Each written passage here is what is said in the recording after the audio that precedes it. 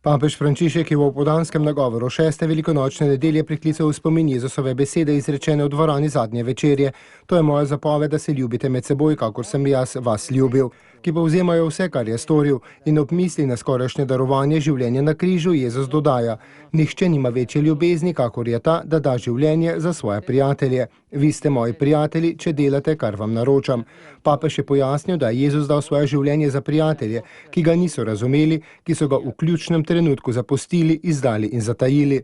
To dejstvo nam govori, da nas Jezus ljubi kljub temu, da mi njegove ljubezni ne zaslužimo. Jezus nam s tem kaže pot ljubezni, ki ni nekaj abstraktnega ali zunanjega, temveč se je najprej utelesila v njem.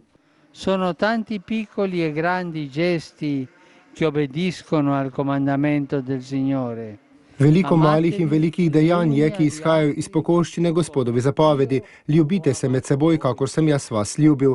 To so vsakodnevna mala dejanja bližine ostarelemu, otroku, bolnemu, osamljenemu, tistemu, ki je v težavah, brez strehe nad glavo, brez dela, migrantu, beguncu.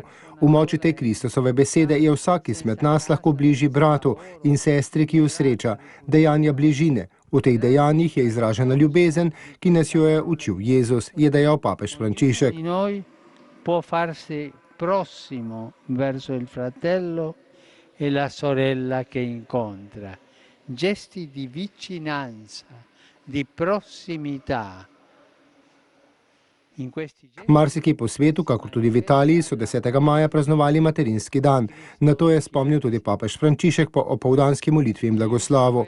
Povabil je k ljubeči hvaležnosti do mater in zbranim na trgu svetega Petra dejal, naj vsem materam prisrčno zaploskajo.